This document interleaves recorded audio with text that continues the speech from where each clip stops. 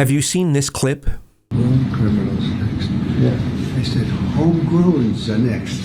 The homegrowns built. You got to build about 5 more places. Yeah, that's fair.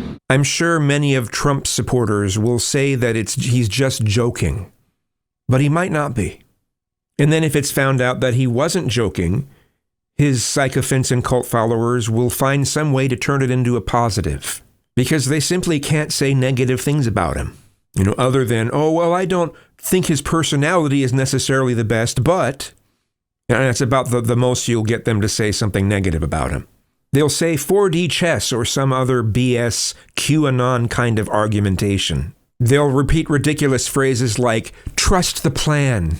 Or even when their 401ks are at risk, they'll still proudly trust Trump, like Giannine Pirro did on Fox News. And he's delivering. And you know what?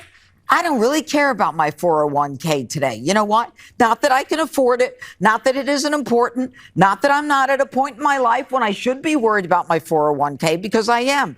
But this is what I believe. I believe in this man. And I believe that what we're seeing now with his bringing in $1 trillion in business and manufacturing and companies moving back to the United States. This is patently absurd. No matter what Trump does, his fans will eat it up. The stock market could crash and we could go into an actual depression, and Trump fans will say, oh, it's a necessary pain to make America better. He can do no wrong.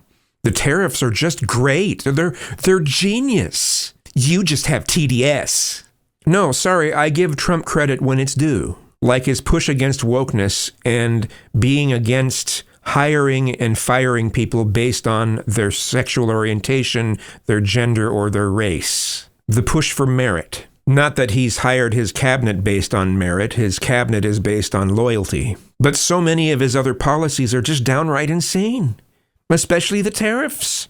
And let me just say real quick, too, I understand that he's putting a pause on the tariffs, but he's still going to eventually push them back again. And he's considering tariffs on more and more things. So, the whole thing is ridiculous. He doesn't care about farmers or a number of other important, crucial people.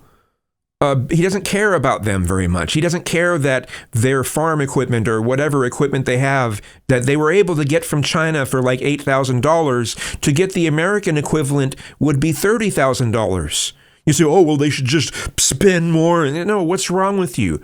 And this notion that companies can just like if he wants companies to come back to the United States, he wants manufacturing in the United States. It's just like it could take a decade to bring everything over. At least a couple years. It's not going to just happen instantly. And during that time, what will we be doing? We'll be suffering with these prices. The cost of farming is going to increase by a tenfold.